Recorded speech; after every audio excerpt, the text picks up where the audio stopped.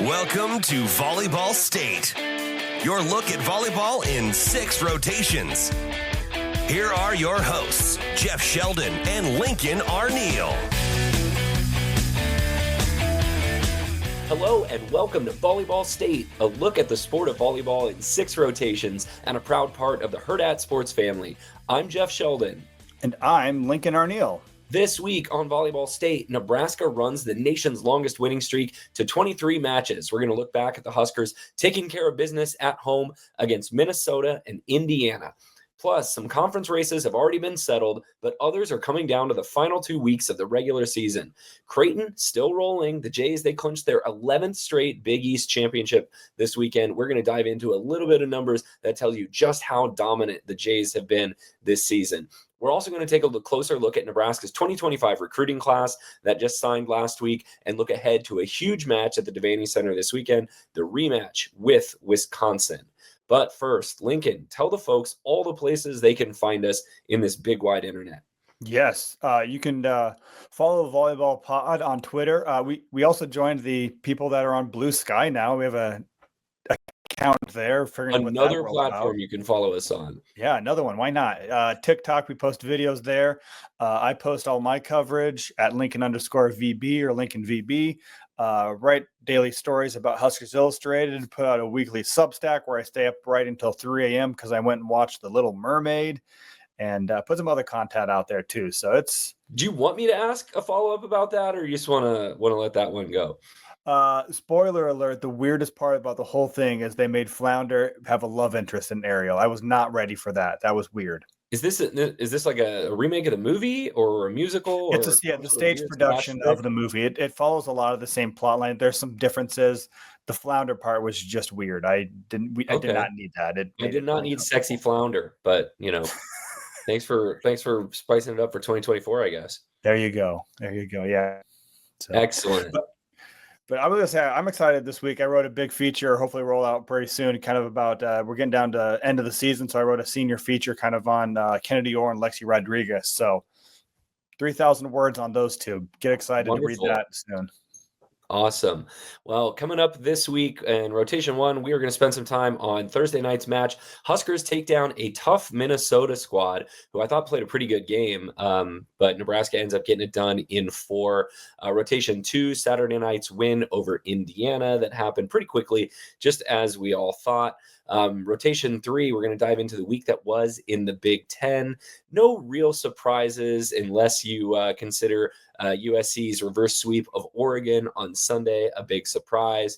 Rotation 4, we've got results from around the nation. We teased it a little while ago. Creighton dominates its way to its 11th straight Big East title, and some other conference matches, or conference title races, I should say, are coming down to the wire. Rotation 5, we're going to look at Nebraska's incoming recruiting class that just signed this week. This is the class of 2025 that will start being on campus next fall. Some really good players in that. We'll break that down. And then it's a big week coming up for volleyball in the Cornhusker State. Nebraska travels to Iowa and then faces the rematch with a Wisconsin team that seems to be playing at a much higher level than they were when the Huskers took them down in Madison a couple weeks ago. So that will be Rotation 6. But we're going to start it off. Rotation 1, Nebraska takes down Minnesota on Thursday night at the Devaney Center in Lincoln. Lincoln Arneal, my esteemed co-host, you were there. And, Nebraska got off to a great start, rolled Minnesota in game 1, 25-12. And from there, it kind of became your standard upper-level Big Ten dogfight. Yeah. The first set was very surprising. Nebraska won. It was 25-12.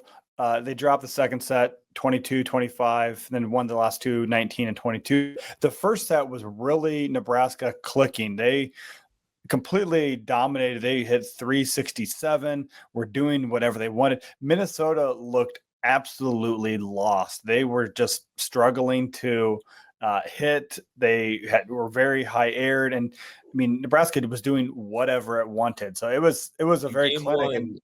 Game 1, Minnesota hits 0-29 with 9 kills and 8 errors. So, it looked like it might be a quick night early on Thursday, which would have been great for that 8 p.m. start. But, oh, no, we didn't get that lucky. Yeah. I think Minnesota really stepped up defensively, or Nebraska just kind of to hit more into what Minnesota wanted to do defensively. Second set, Nebraska jumped out to an 8-6 lead. Minnesota had a 4-0 run. Taylor Landfair aired twice during that run too, so Nebraska got a little more loose with its attacks. Back and forth, tied at 14. Harper Murray was blocked back to back. The first one of those, I think, was her first error of the night. So then came back with the same attack, the repeat rule, as they like to say in the setting world, and Murray got blocked again.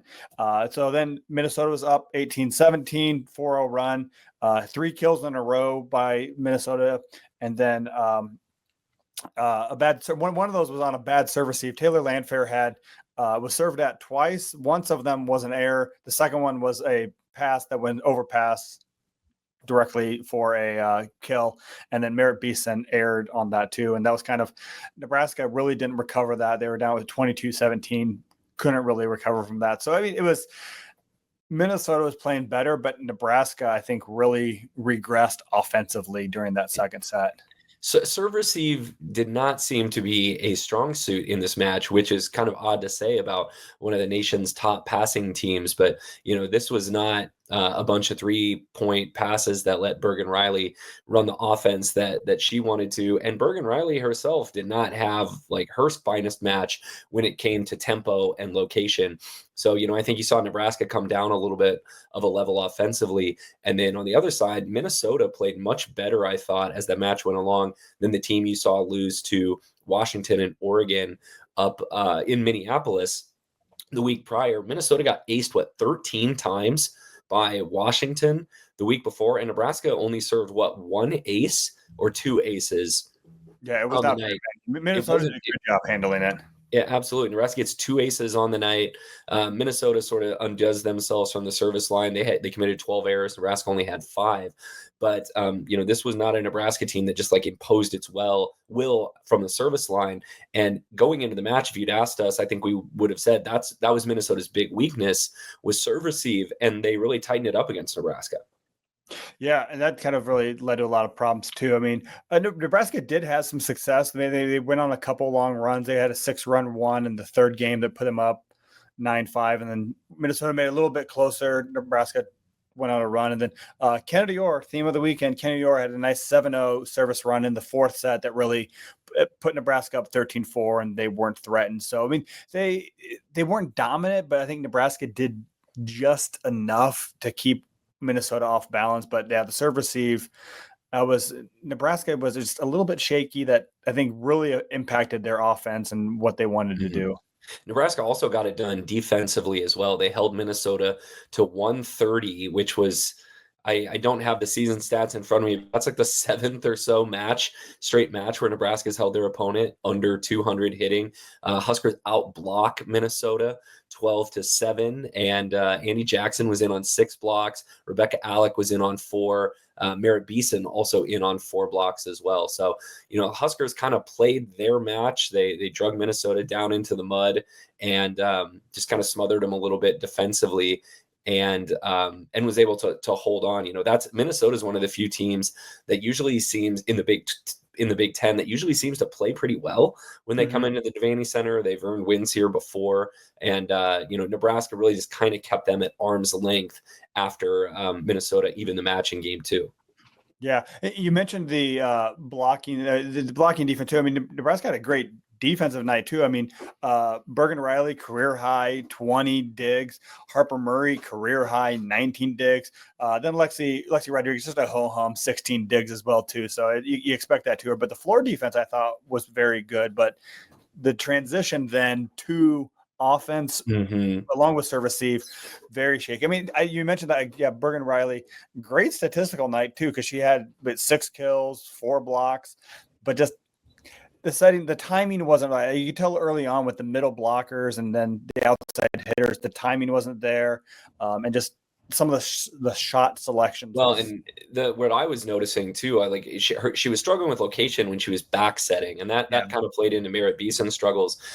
But how many times on Thursday did we watch a pin hitter kind of have to reach for the ball? And you can especially see it with Landfair, like her arms are so long, and sometimes she's able to make hay with a set that's a little bit behind her. But that's when she really starts to get high error, is if she's kind of having to reach for that ball. And so, for as great of a statistical night as we say Bergen Rally had, the most important statistic for a setter is your team's hitting percentage. And Nebraska hit 199. Yeah, 199. It was Nebraska's lowest hitting percentage of the year, except for or since the SMU loss. Yeah, except for that one. Yeah, that was the lowest of the one. So I mean, the one match that was lower is the one loss of the season too. That shows you how kind of underwhelming the hitting performance was. And it was high error. 21 hitting errors is not a lot. I mean, and that's 21 hitting errors, and Minnesota only had 7 blocks, so 14 unforced errors with that. Harper Murray did lead the way for Nebraska, 13 kills on 40 swings for her. Taylor Landfair had 12 kills, but had 9 errors. And she had a team high 45 swings. So Nebraska went to Taylor Landfair a lot. Merritt Beeson, we'll hit on her just a little bit later as well. But as far as this match went, 7 kills, 5 errors. She hit 059. And the middles were all right. Andy Jackson brought, after a couple matches where she had struggled a little bit, had a great weekend, hit 471 against Minnesota with 9 kills, added 6 blocks on Thursday. But, Nebraska just got a little bit too magnetic to the block, a lot of block touches, and Minnesota, to their credit, I think played one of their better defensive matches on Thursday. They also, Nebraska was hitting right where I think Minnesota wanted them to hit it, cross court, a lot of tips to the middle of the defense a little bit. So I mean, their Minnesota's libero, I apologize, I'm going to butcher her name, but I'm not going to try. She had 20 kills, and then 20 digs. 20 digs, you're right, thank you. And then Alex Acevedo also had 20 digs too. So Julia Hansen had 10 digs. So they had a lot of floor defense too. And I thought that when Nebraska needed a kill, I mean, they just too often, they went to their comfort shots of cross court, and didn't really try enough tooling off the block or roll shots or cut shots. So they struggled with shots. Personally, would still love to see Nebraska just get a little bit more comfortable attacking opposing hitters' hands. Instead of tooling the block or using it, they try too hard to go around it or maybe over it, and that's when you get blocked. So would still love to see Nebraska just a little bit more eager to attack opposing teams' hands. They didn't really punish them against Indiana just because of the level of competition there, but I was starting to have sort of nervous visions of a mid-December match against an imposing block, and they're going to see another one on this weekend when Wisconsin comes back to town. Yeah, so I mean, but as far as bad as Nebraska struggled, I mean, they still beat the number 18 team in the country. I mean, and they, besides some blip in that second set, they handled business and found ways to win. I mean, that's the thing that's impressive about Nebraska. Maybe you take for granted because you're so watching them perform at a high level too, that still a top 20 team who probably won't host, but they'll definitely make the postseason. Nebraska looked like the better team for 80%, 90% of the match. Minnesota was a little shorthanded on Thursday too. They didn't play with McKenna Wooker, one of their outside hitters, but a couple other players stepped up in her absence. Julia Hansen has really been the revelation of the year for Minnesota. She's emerged as their best player, an outside hitter. She had 20 kills to lead all players. Lydia Grote, who had a good season last year as well, 14 kills for Minnesota. But the service errors were another problem for Keegan Cook's bunch, 12 service errors. They hit out 29 times. And so, this was not an aesthetic. This was not champagne volleyball for Nebraska and Minnesota putting away kills and hitting for a high percentage. This was sort of like long rallies, big blocks, a little bit ugly, but Nebraska doesn't mind playing that way. In fact, they sometimes seem to prefer it, and they got a big win over another top 20 team. Yeah, the big cliche in the press conference was gritty over pretty. I mean, and I got some pushback from that on social media saying, yeah, that's fine when you're playing an elite team like a Louisville or a Stanford. Like, yeah, you can muck it up and get a win any way means possible. But again, you like to have some pretty wins and some stuff where you're clearly outclassed the competition. It'd be nice to have. And maybe that was the first set was the pretty set, and then the other three were a little more gritty. Mm-hmm. Well, hey, let's move on to rotation 2. Huskers beat Indiana on Saturday in a match that was a little more aesthetically pleasing.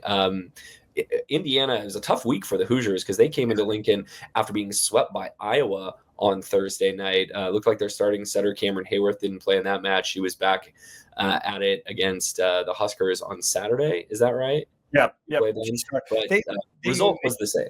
Yeah, they ran kind of they changed up their system. They ran a 5-1, they ran a 6-2. They brought in their second setter who played just back row, who's 5'3". Her name is Sadie Owole. But she could do. Cameron Hayworth is also very aggressive. I mean, she could hit in the front row. So sometimes she was just playing like an opposite up there. So it was very. They tried to throw a lot of junk at Nebraska, and I think for the most part, Nebraska handled it. None of the sets were really that close. It was, Nebraska won 25-12, 25-17, 25-19 over Indiana, who's just a very physically beat up team. They look like they've struggled a bit this season, and like Cameron Hayworth didn't play, and they just look like they've had a long season. Yeah, December can't come soon enough for them almost. The numbers look a little better for Nebraska on Saturday. Huskers hit 324, which is one of their better marks in Big Ten play. Again, hold Indiana to 056. So Huskers don't even reach 100.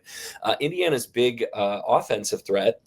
We mentioned her on the show last week, Candela Alonso Corcelis, who's their leading attacker. Actually hit negative and well into negative on Saturday. 7 kills, 12 errors on her 30 swings. So Nebraska had her bottled up pretty good. The one thing Indiana, I think, does really well and aggressively is they serve really tough. And, they've got a couple jump servers, and they've stressed Nebraska a little bit from the service line, but, really nothing that put Nebraska in any danger of winning any of the sets, and it got off to a great start in game 1. Nebraska went on a 12-0 run, which in rally scoring is sort of impossible to do. It's very it's really hard to do. Kennedy Orr came in and served that run. It was if I'm doing the math right, Nebraska was down 6-5 when the run started, and when it ended, they were up 17-6. Yeah, it was very impressive. I mean, you look at even a lot of it was very self-destructive play by Indiana too, but Taylor Landfair had 3 kills. Murray added a kill during that. Rebecca Alec and Bergen Riley teamed up. They had 3 blocks, and then there were 4 others. So Indiana had 7 total hitting errors during that run, and then they had 1 setting error where I think Hayworth was in the back set, and a tight pass put her up, and she tried to set. She was a back row player who then went over the net to set, which you can't do. So illegal set. So another unforced error on their part because of a bad pass. So they had, Nebraska was stressing them. And I thought Kennedy Orr did a good job with the serving. I mean, she put Indiana, was getting them out of system, making them hit shots they didn't want to. So really impressive job by Kennedy Orr. She's really, she had a 7-0 run against Minnesota, and she had another run a couple weeks ago too of a long extended run. So it's really impressive to see her in there too, because when she's in there, Lexi Rodriguez isn't in there, so she has to step up and play floor defense, and it's doing good work. Yeah, and it's great to see a player like Kennedy Orr again embrace a role that's more limited than you thought she was going to have when she first came to Nebraska. And I'm sure this pops up in your story that we're excited to read this week, Lincoln. But we mentioned it several times on the show over the last couple of years, Kennedy Orr was the number 1 setter recruit in the country when she came to Nebraska. She had been injured in high school. She battled health problems here. And, this year has embraced a role as a serving specialist, and she's now one of Nebraska's top serving specialists, and is by all accounts a really great teammate and a great young woman who everyone on the team really likes. And so it's always great to see a player like that come in and influence a match in a positive way and have success. Yeah, she did a great job. It was a great night by Kennedy Orr too, and that kind of set the tone and really it didn't get much better for Indiana after that too. You go to the second set. Indiana does have a little bit of success. This was the weird part. So Merritt Beeson had a good first set, 2 kills on 4 attacks too. But then to start the second set, she erred on her first 5 attacks, including 3 in a row. That was part of a 5-0 Indiana run. She got stuck. It's the rotation 1 serve receive when she's in the front row with Taylor Landfair, but on serve receive, they flip pins. So she's hitting on the left. She's hitting on the left, Landfair's on the right, and just didn't look comfortable. They've gotten stuck a few times, and they send in Lindsay Krause to sub out just to get out of that rotation. It's happened a lot more recently than it has for, I mean, it hasn't been an issue for most of the season, but she really got stuck there. Nebraska finally, so score was tied 12-12. Nebraska finally gets out. Then Beeson kind of makes a little bit of amends. She has 3 kills as part of a 4-0 run that puts Nebraska back up and ends the threat from the Hoosiers at that point. So, but the problems with rotation 1 is something that needs to be addressed and figured out, because they're going to have to keep playing in that. Well, and I think I don't have the most recent numbers, but when we last got our numbers a couple of weeks ago, rotation 1, you would think it would be rotation 1 is usually one of a team's stronger rotations, because it's a 6-2 rotation with your setter usually serving. It's the start of the 3 back row rotations for your setter, which means you have 3 front row attackers. And so you'd think your hitting percentage as a team is going to be higher in one of those rotations. For Nebraska, I think it's their second lowest hitting percentage rotation, or at least was as of a couple weeks ago. And I can't imagine it's gone up that much since then. And you wouldn't think it would be that big of a thing to take, it's where your opposite hitter is hitting on the left and your outside hitters hitting on the right. Maybe it does throw folks off. And then you have, is it Alec is the middle? Alex in the middle, yeah. Yeah, Rebecca Alec is the middle, and she is, not Nebraska's best offensive middle blocker, but like that's not a rotation you would imagine a team getting stuck in. That's a rotation that you are expected to run points in. And Merritt Beeson is starting with last weekend up in the Pacific Northwest. Huskers' last 4 matches, she's hitting like just above 100, and you would not expect that for your returning All-American and a player who's earned the accolades that Merritt Beeson has. So, we kind of made the joke on social after that match, is like, somebody's got a Merritt Beeson voodoo doll and we don't know where it is, but like somebody needs to kind of find that and figure it out before December, because, that's where in a Sweet 16 or an Elite 8 match, getting stuck in a bad rotation can mean the end of your season. Nebraska's seen that. They got stuck in a bad rotation against Wisconsin in that 2021 title match, fell behind the 5th set, and they got stuck in a bad rotation when Asia O'Neal was serving last year against Texas. And that's more about serve receive, but hitting wise, they just didn't get it done too. Yeah. And Merritt Beeson she switched up her hairdo, went with the power ponytail against Minnesota. Didn't work, so she was back with the bun against Indiana. So have we seen Merritt Beeson in a headband yet? What have we tried that? I think Rebecca Alex is the only one who has the confidence to wear the headband. So you could pull out the old like Amber Rolfson giraffe headband and try that. Baseball players will do weird things to break out of slumps, and maybe it's time that we try some different superstitious stuff with Merritt Beeson. Who did not struggle offensively against Indiana was Nebraska's middle blockers, and they played all of them.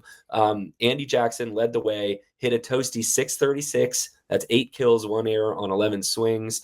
Rebecca Alec did not have an error in the match, 5 kills on 11 swings. And then Layla Blackwell came in and played the 3rd set and had 4 kills on her 10 swings as well. So that's 40 swings between Nebraska's 3 middle blockers, only 3 errors there. And let's see, 5, 4, that's 9 plus 8, 17 kills. So really good night offensively for Nebraska's middles. Yeah. I thought that they needed that too after it was a good bounce back. And I think a lot of that Bergen Riley really bounced back and found a lot better tempo.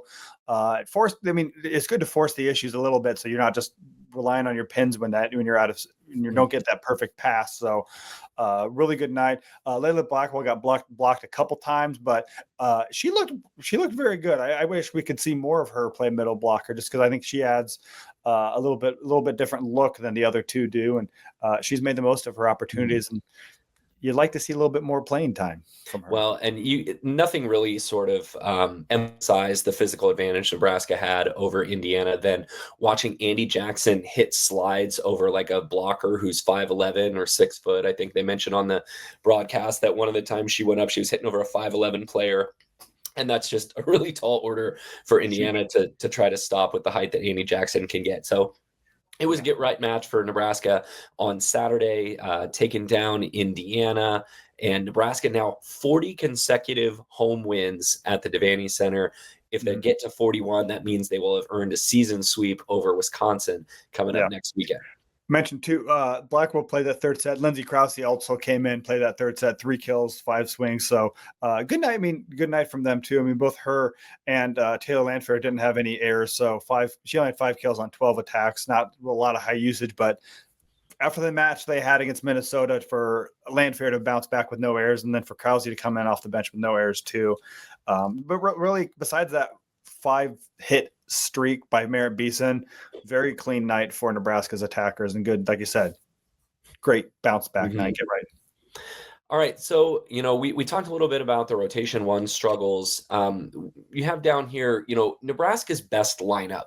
I mean, I think we know what lineup they're going to roll with for the rest of the season, barring someone really coming out and struggling. I think it's pretty clear at this point that Taylor Landfair has earned that second outside hitter position. They're going to roll with Jackson and Alec in the middle. Are we thinking about like what are ways to optimize this lineup, or what is the rotation that's the strongest? How exactly do we want to attack this question? Well, I go back to the point I just made. I mean, I was talking with some people who know volleyball, and they think that Nebraska's best lineup could be Layla Blackwell and at the middle blocker 1 position. I mean, opposite of Andy Jackson. So I think that, I mean, I don't know. Yeah. Because I mean, it's kind of, Rebecca Alex had a couple good offensive, but there's been matches where she just disappears and really isn't part of the offensive game plan. She's a phenomenal blocker too, but I think that Blackwell is a better balance of offense and defense. So you don't just have your defensive middle blocker and Rebecca Alec and your offensive middle blocker and Andy Jackson. You kind of get both of them. Yeah. She's a little bit lower error, and I know that she got blocked a couple times against Indiana. She seems to be able to keep the ball in a little bit more. Sometimes if the set isn't in just the right place with Rebecca Alec, that ball ends up out of bounds. One thing, I guess I will say is we haven't really seen an extended run from Layla Blackwell. I don't know that she's played, she hasn't started more than 1 match in a row. I don't think they've given her, an extended match run. A lot of times against maybe an Indiana type team, she'll come in for game 3. And so, they see what's going on in practice. I'm sure Layla Blackwell is very solid. I would love to see more of her, but I don't know that she's done enough to kind of wrestle that starting job away. And now that we're officially in mid-November, I think, John Cook's probably past the tinkering stage, but I wish that she had another year with Nebraska, because she's a senior this year. This is her final year of play. And we're not going to really see her with a whole spring and a whole fall practice to kind of earn that. But man, what a luxury that Nebraska has to have a player like Layla Blackwell, who you could bring in and probably count on them, playing at a, well above replacement level. That's a potential all conference middle that, is being a good teammate and providing some depth. Yeah, I would say she may be the most overqualified third middle blocker in the nation too. And we also mentioned this was the Layla Blackwell revenge game. She actually started her career at Indiana before she played. That's right. 3 seasons at San Diego and then came to Nebraska. So I'm sure there's no ill will from her. Just she started her career at Indiana and she got a chance to come in and pummel the Hoosiers with some slide attacks. There you go. The Huskers have earned 23 straight wins, but we're coming off that West Coast trip. Offense not in a great spot against Minnesota on Thursday.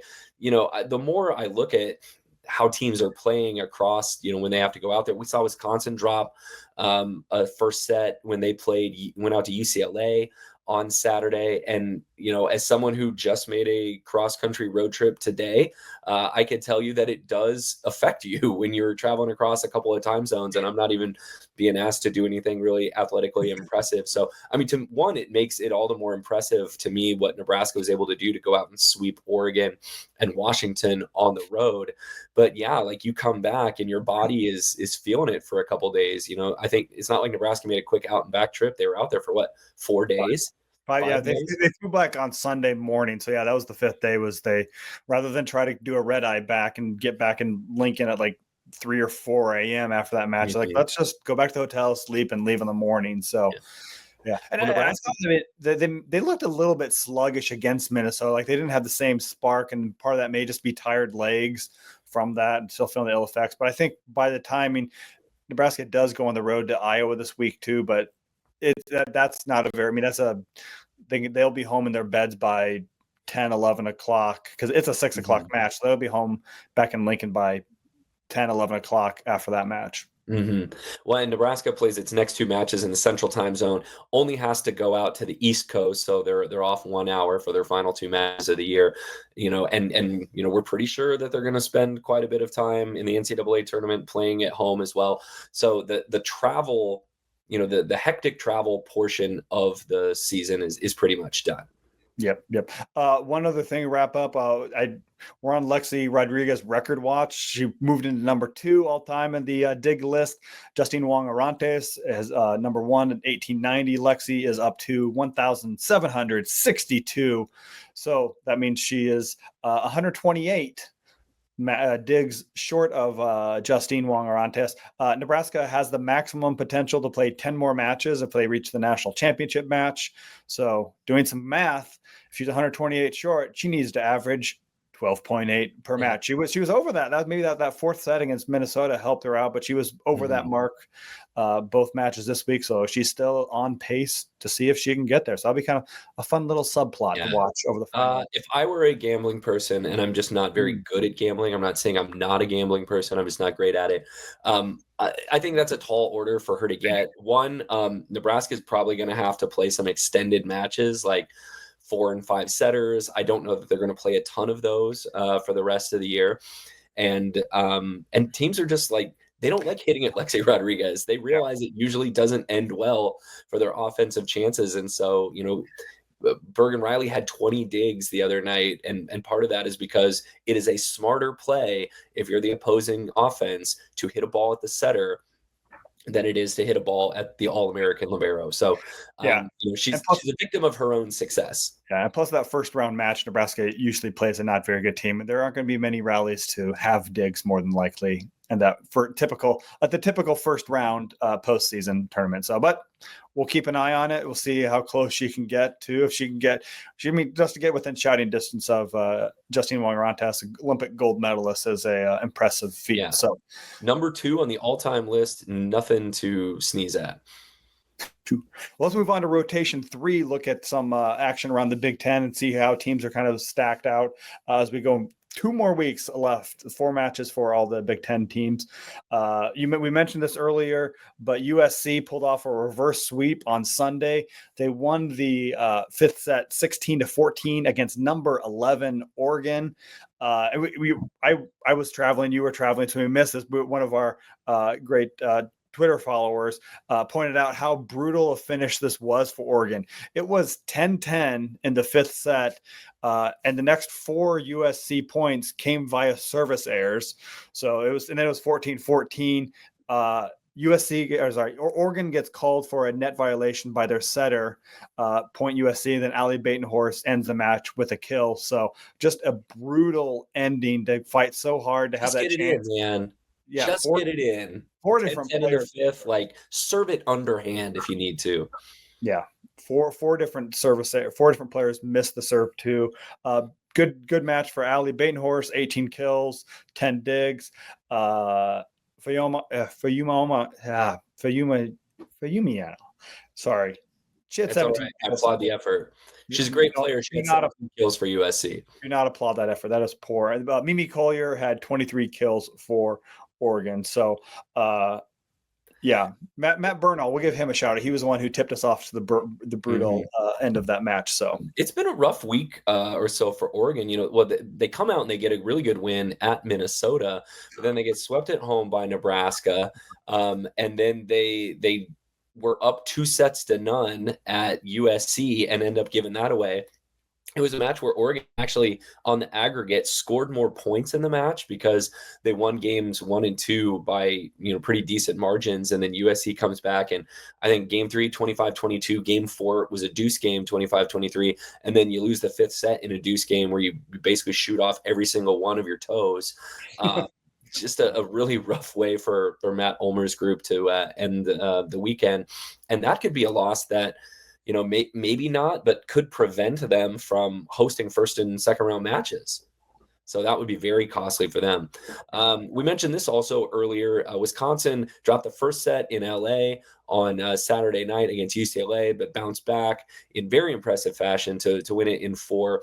The Badgers once again show you that their ceiling might be as high as any team in the country, because when they are rolling offensively, they are almost impossible to stop. Sarah Franklin, reigning National Player of the Year, 19 kills for Wisconsin. Anna Smrek hit 609 with 16 kills. And the Badgers bounce back from dropping game 1 to hit 402 for the match. Sheridan Leverett, who is UCLA's star this year, you knew she was going to have a big match if they were going to challenge Wisconsin. She had a really good match. She had 20 kills, wasn't enough. Wisconsin goes into LA and wins it in 4. To stay right with Nebraska and Penn State for the Big Ten championship race. Yeah, the other thing to keep an eye on from this match too, Wisconsin was down a couple players. It didn't matter. Golse Gutkin was out injured, and also their regular libero Lola Schumacher did not play. She had a concussion, so she was on the bench wearing sunglasses the whole match. She did not look like she was having a good time. She looked like she was in pain. So hopefully you want to see them back to health, but something to keep an eye on. Sage Damro played libero for the Badgers, and they didn't miss a beat. So absolutely. UCLA did bounce back to earn a season sweep over Washington. They sweep the Huskies in Pauley Pavilion. Sheridan Leverett again. They hit 300 with 14 kills. She's really having a solid year for the Bruins. Kiki Horn had another good match with 12 kills. And Grace Olson, a double-double, 11 kills, 10 digs. Imani Bush, who I thought was really impressive in the match that Washington played against Nebraska, even though the Huskies got swept. They're asking her to do a lot this year as a freshman. She had 12 kills and hit 417. So she is going to be a good one to watch in Seattle for the next couple of years. For sure. So, I mean, not a lot of other surprises. Purdue took care of business. Penn State took care of business. So not a lot of surprises. So 2 weeks left. Nebraska sits on top, 16-0, control their own destiny because Penn State is 1 match behind. And I would even say as long as Nebraska could lose to Wisconsin, as long as they win at Penn State, they will win the conference title. Penn State and Wisconsin's 2 games back, 14-2. Purdue's 13-3, and then we kind of get to the next 5 teams. And I want to ask a question. I mean, Oregon 11-5, USC 10-6, Minnesota's 10-6, Washington, Illinois both 9-7. These are kind of the top tier. There's a big drop off after Illinois. We just named 9 teams, by the way. That's half the conference. Do you think all 9 of those will make the tournament? Well, without looking at the RPI, I bet 9 don't make it, but I could see 8. Yeah. Especially considering Minnesota's got some, and if the cutoff is sort of that Minnesota-Washington level, Washington will probably get to 20 wins, and that will get them in. Minnesota's got some really impressive wins this year, and so I imagine they would get in. I would say maybe, and the team that we're sort of cutting off there is Illinois.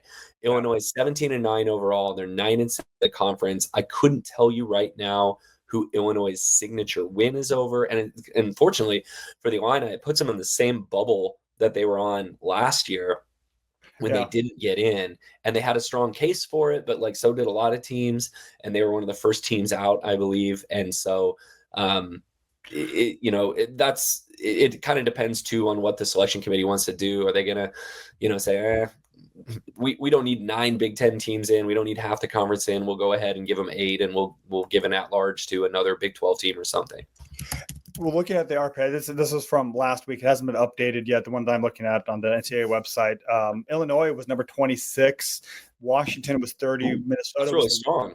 Minnesota was lowest at 31. So if you go by our RPI is just one thing they do. They also do KPI as well too. So we'll see. It's kind of the same order. Illinois is 32, Minnesota's 35. So Washington is a little bit favored in the KPI. That takes in margin of victory, location of the match too, not just the RPI is pure results. KPI takes in a little bit of, it's more of a strength. But Washington is number 29, so just ahead of those other teams. It would have helped. I think Illinois lost to Purdue on Sunday. That would have been a good chance to get a signature win, and I'm looking at the top of the conference as well. Let's take a second to talk about that. Nebraska, Penn State, and Wisconsin are all within 2 matches of each other, and really either of those could win. Either of those 3. Wisconsin still sort of controls its own destiny. Nebraska has to play both Penn State and Wisconsin in the final 2 weeks of the regular season. You could see Nebraska dropping both of those matches. It's not out of the realm of possibility. Wisconsin seems like they're playing really well since the loss to Nebraska, even though that match is in the Devaney Center. And then, going out to State College is going to be a tall order for any team with the way that Penn State can get rolling at home. And so, Nebraska has pretty much assured themselves of a top 3 finish, but, not guaranteed by any means to win the championship. No, I think, if Nebraska does go 0-2, I think Penn State is in the driver's seat, but they do play Purdue as well too. So I think that we'll see. I mean, I wrote in my in the Substack this week, kind of broke down the teams that could be a top 4 seed to host the regional final should they make it to, and I included all 3 teams. I think Nebraska is looking pretty good, and if they go 1-1 against Penn State and Wisconsin, I think they'll be a top 4 seed, and if they do that, they will also win. I mean, a minimum of the tie of the Big Ten title. One other point, we mentioned the computers hated Minnesota. They were on the bottom of both those rankings, but Minnesota does have those marquee victories. They have wins over Texas, absolutely, Wisconsin. So they have the lowest ranking, but the best wins, best resume possibly. So absolutely. Yeah. I would not think that Minnesota of any of those teams is going to be on the bubble. I think Minnesota's got to be safely in, and I don't know who they play in the final couple weeks of the regular season, but you get 2 more wins and you get to 19 wins overall, with 2 of those being against Wisconsin and Texas, and you get to 12 wins in the Big Ten, you're in. Easy. They got Wisconsin on Wednesday, and then they end with Iowa, Illinois, and Ohio State. So that Minnesota, that's 2 more wins at least, I would think, with Iowa and Ohio State, and Illinois will be tough. That'll be a good match, I think. In Champaign or Urbana-Champaign, I should say. So Well, good. Well, let's move on to that's the Big Ten. Let's look at the national roundup. Just check in some of those conference races, how those are going to shake out. One conference race that is already over, we mentioned this in our teas, is the Big East. Creighton has won its 11th straight Big East regular season title. They swept Georgetown on Sunday, and Creighton is doing it in dominant fashion. They've only lost 2 sets the entire Big East schedule, and both of those they lost 1 set the 2 times they played Marquette, but they are out hitting Big East opponents 373 to 101. That is in conference play. I couldn't believe that. When I just took a peek at Creighton's numbers before the show started, and I was like, am I looking at the right column here? Because there's a lot of numbers on a season box score. Creighton's out hitting its Big East opponents by 272 points. And what I also didn't realize until right before the show started, Creighton's actually number 2 in the country in hitting percentage. Jays are hitting 325 after they beat Georgetown on Sunday. And that is only behind Pittsburgh, who leads the country in attack percentage. So that tells you what a great season Kirsten Bernthal-Booth's team is having. Kendra Waite running the show at setter is doing an outstanding job. And, Nora Sis and Ava Martin might be the most kind of under-talked about great offensive hitting duo in the country. The Jays are dominating the Big East opponents and having a great season. We probably don't talk about them enough, but Lincoln, I think you did mention them in your Substack that came out this weekend as, being right there with a chance to be a top 4 national seed. Yeah, I think that again, I've said this several times before, but they want Marquette in the final to help that those computer rankings, but they passed the eye test, they passed the stat test. They're in the rankings right there, so they could be I think a 4 seed. I think Nebraska's Louisville, Pittsburgh are a step ahead, but they are right there in the discussion for one of those regional hosting. And if they end up the 5, like how mad are you going to be if you're the 4 seed that has to have Creighton, come be on your side of the bracket, and you're going to have to go through them to get to the Final Four? That's, what a reward for having a great season. Yep. Let's look at the Big 12 very quickly. Arizona State, 1-game lead over Kansas. They're 20-2, 14-1 in league play. They close with Iowa State, Colorado, and Central Florida. So unless weird things happen in the last 2 weeks, I think Arizona State's sitting pretty for that. They took care of West Virginia and Cincinnati this past week. The two big kind of marquee matchups both involve TCU, but Kansas, after dropping 2 matches last week to the Arizona State, they beat TCU 3-1. Aliyah El Nadi finished with 18 kills. And then the other kind of Big 12 match of the week, Kansas State knocked off TCU, who's ranked in the top 20, 18, 3 deuce games, 23, 25, 23. So extra points in the second set, but Kansas State eked one out. Aaliyah Carter, 22 kills, 10 digs. So Melanie Parra she put up 16 kills and 14 kills in 2 matches for TCU, but she can use some help. Yeah. Well, Jalen Gibson, actually, she was right with her both, but beside, they're very outside hitter dependent and not getting a lot else from their team. And that's it's easy to game plan for when that. So, well, you had to know at the beginning of the season that the Big 12 title race was going to come down to a match between longtime conference rivals, Arizona State and Central Florida.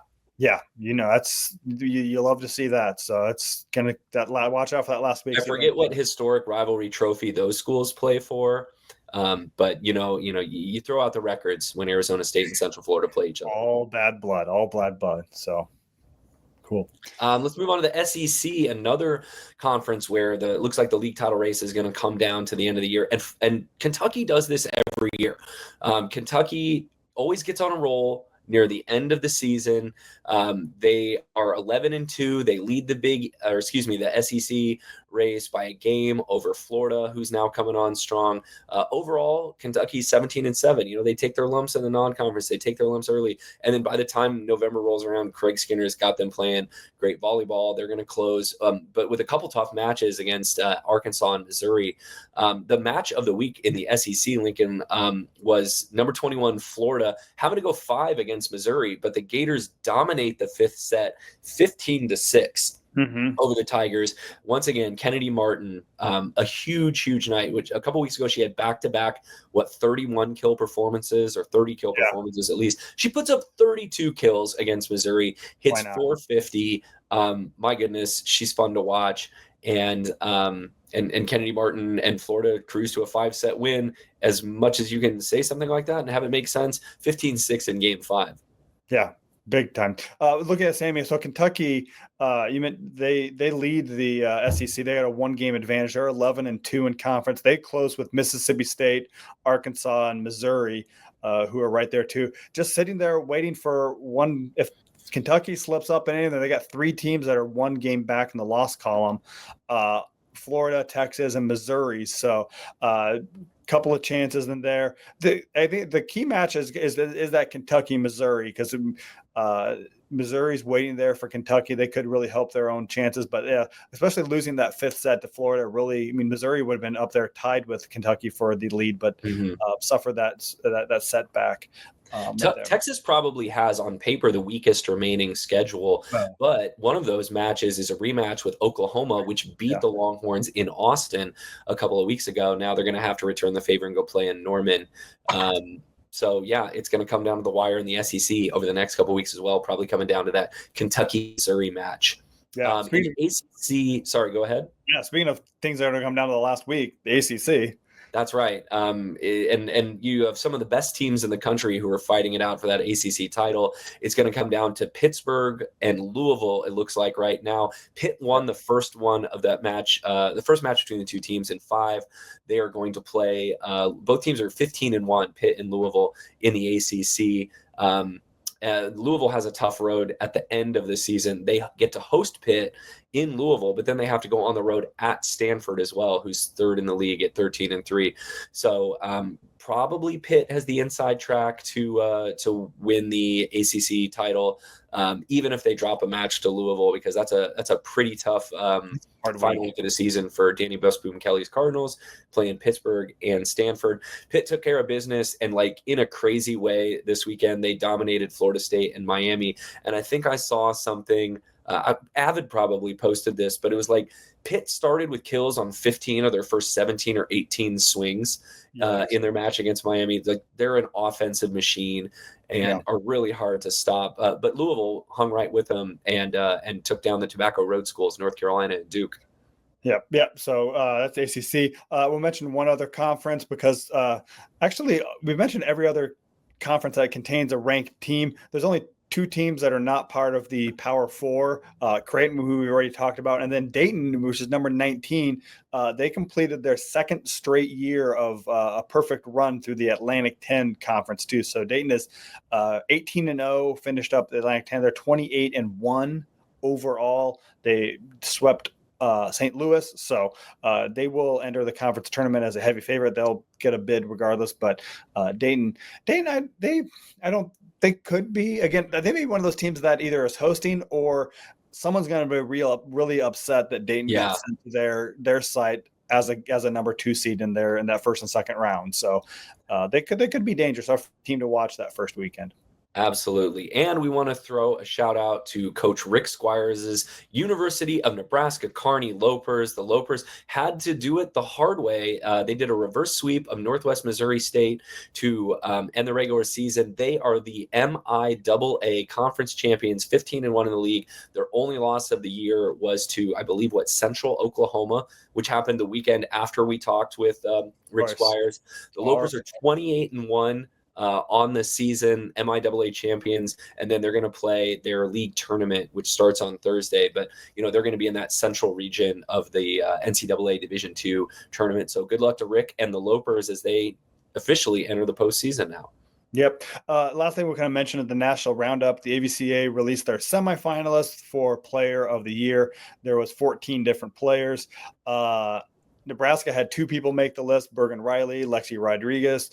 Pitt had 3 people make the list on their team, Olivia Babcock, Rachel Fairbanks, and where's the third? Tori Stafford, sorry. Yeah. I think that this is a good list. Great. Sarah Franklin made it, Eva Hudson, a lot of familiar names, Kendra Wade. It's not a final list because of the AVCA all has a caveat that, we can add people to us. Right. That's why this is dumb. Yeah. I think. And I know they're just doing it for discussion purposes. So idiots like us talk about it on, generate discussion. But if this isn't a final list, then why would you release it?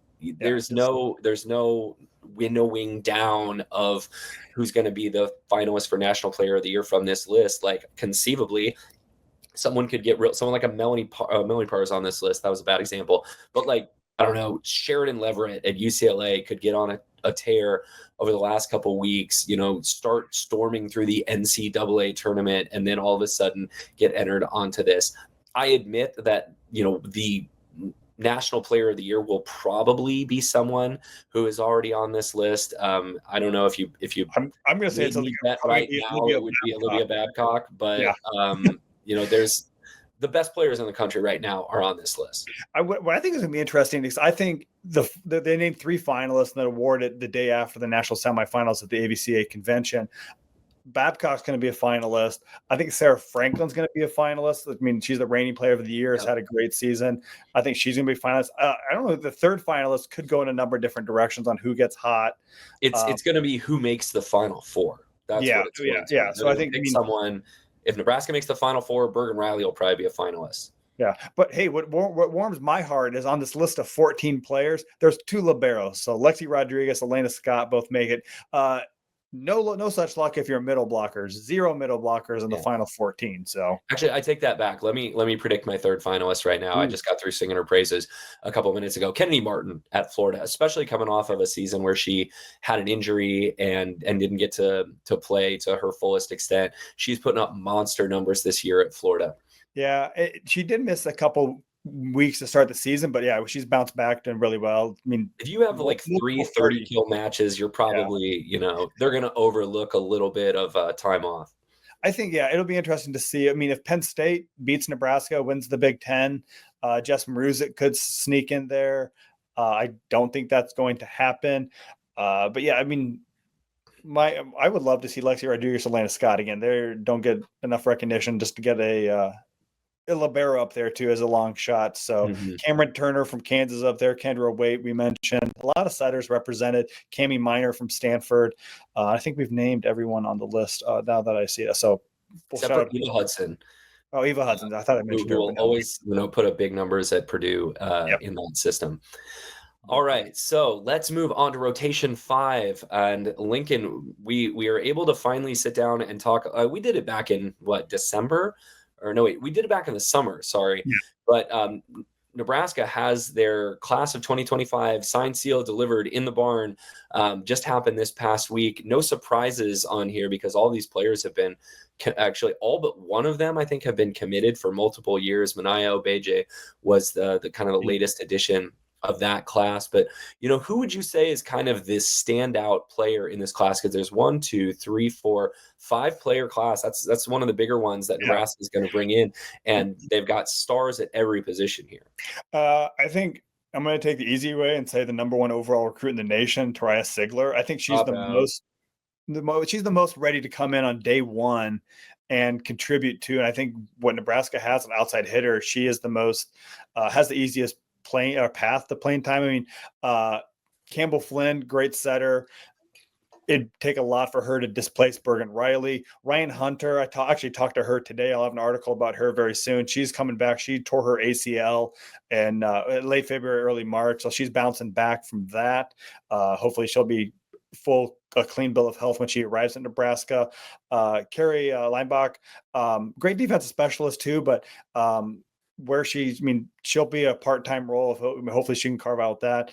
Then like I said, Manaya Obeche, she might be the third middle blocker next year too. So, but I think Toriah Sigler, I watched her play with the U.S. junior national team. She was one of the best players on that team. She has a heavy arm, and just is really, I'm trying to think of a comparison to her, what would be a good comparison, but I'm blank because I didn't think prepare enough ahead of time to do that. But she's really athletic.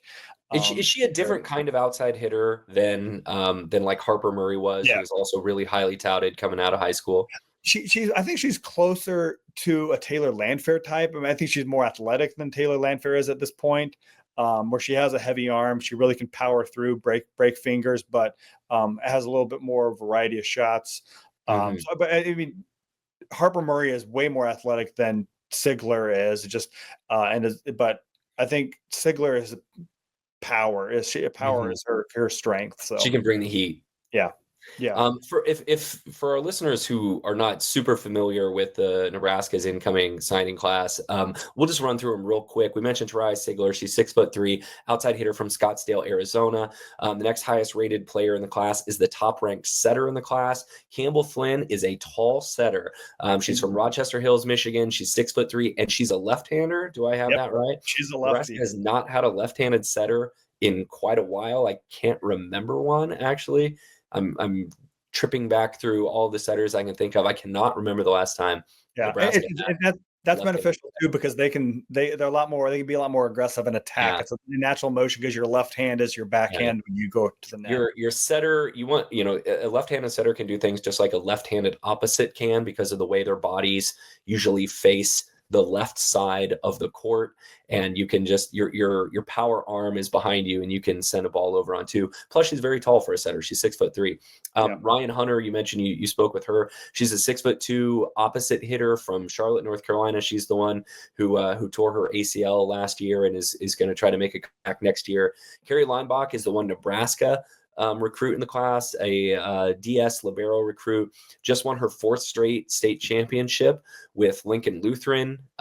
She's the smallest recruit in the class at 5'4", as you might expect for a DS. And then the last addition to the class was the latest commit, Manaya Obeje, who I believe was committed to Northwestern. She was Is that until the correct? coaching. Yeah, she committed last summer. Then the coaching change they went through. She Yeah.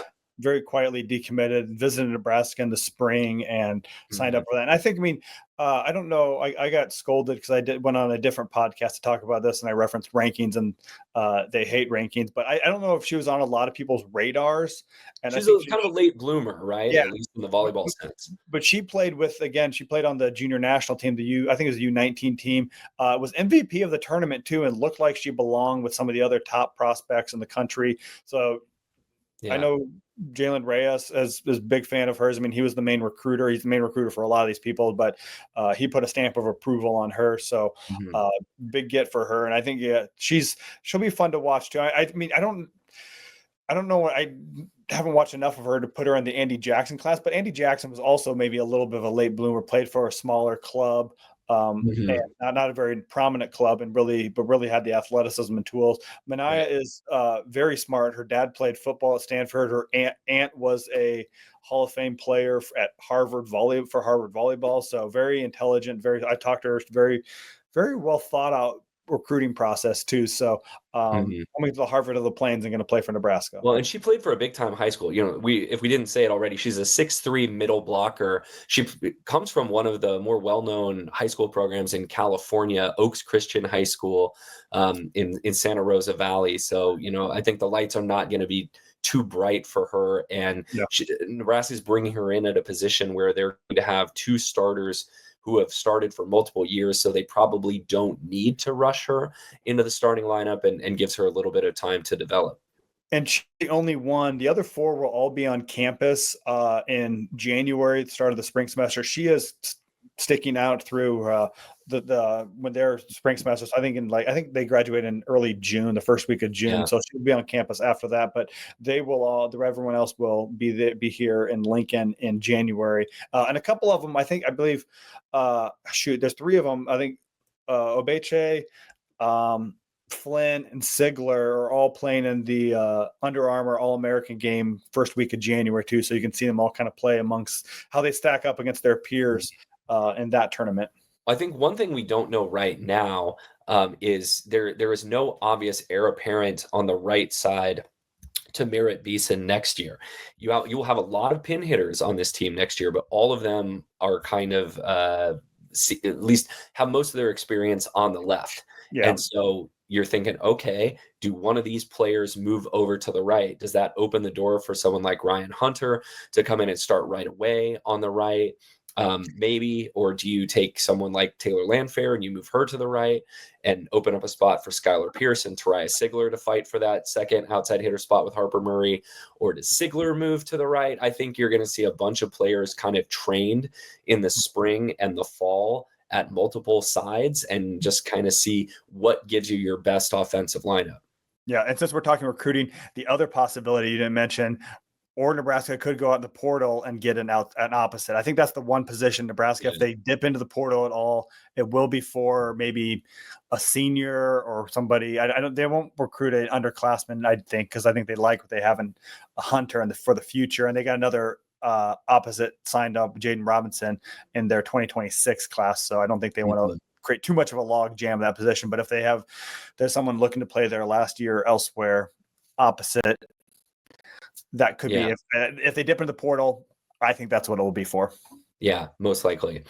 All right, let's move on to rotation 6, which is always our look at the week ahead in Nebraska volleyball. Huskers have 2 matches, but it's a split week. They're going to play on the road at Iowa, 6 o'clock Wednesday evening, so a midweek match.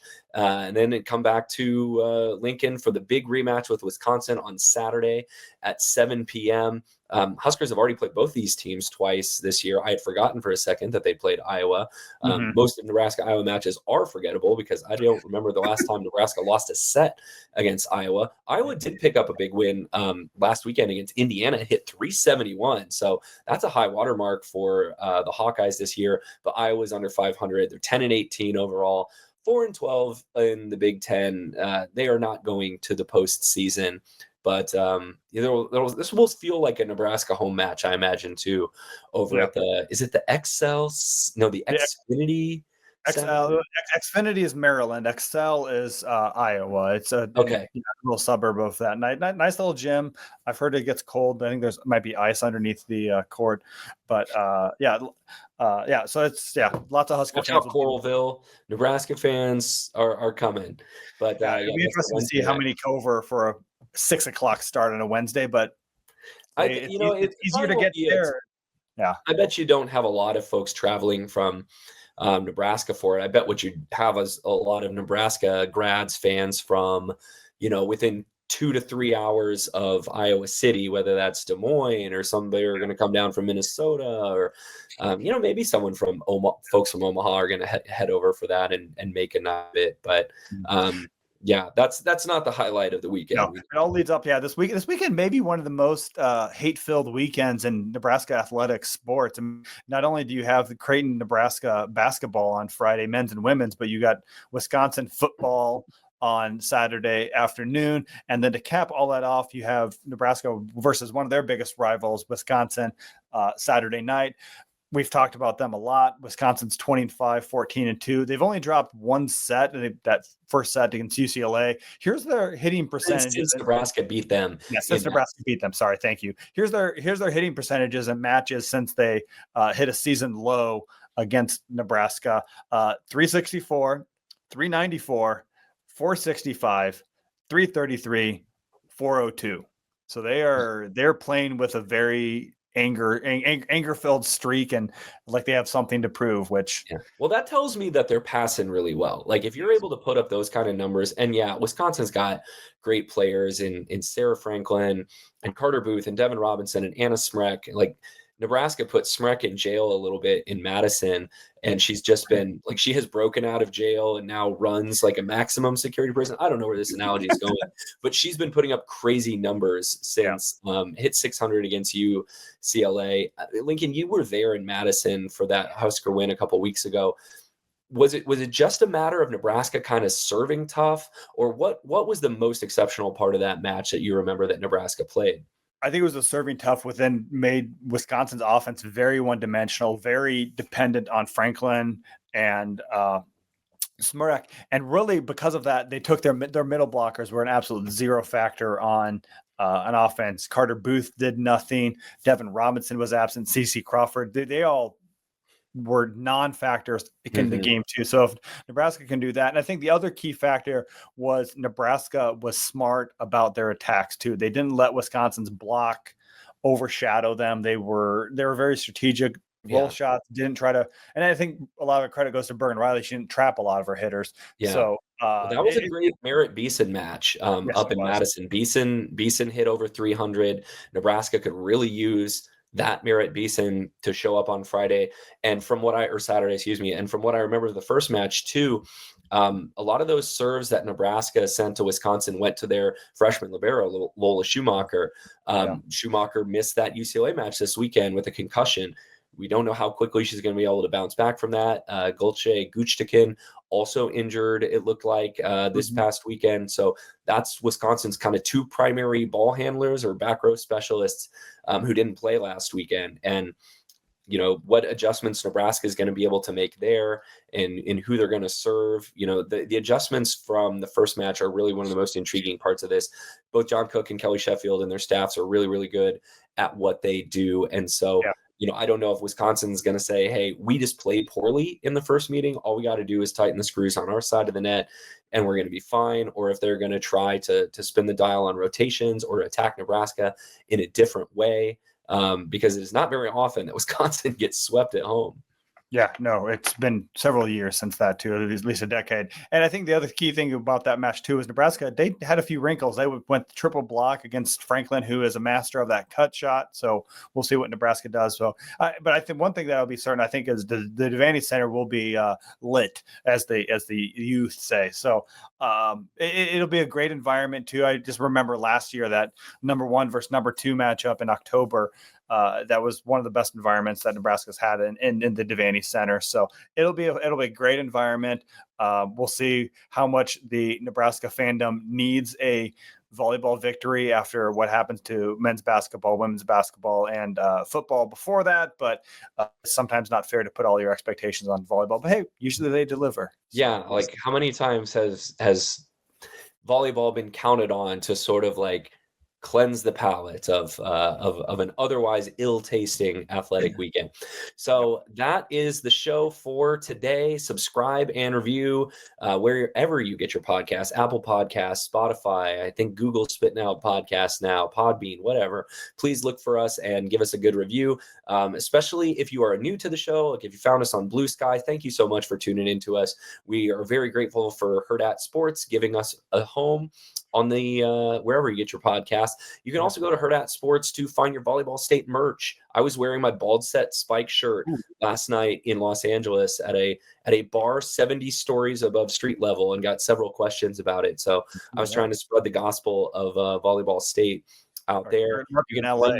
You can find your merch at hurrdatsports.com/shop. Plus, you can find us just kind of all over the internet. Everywhere. Social media, Twitter at volleyballpod, email us at volleyballstate@gmail.com. You're at by Jeff Sheldon, BY Jeff Sheldon. I'm at Lincoln_VB or just Lincoln VB. Thanks again to Kahm Broham for producing today's show. Thanks again to Hurrdat Sports. You can find them on all the social medias and watch us on YouTube. And thank you for living in the Volleyball State.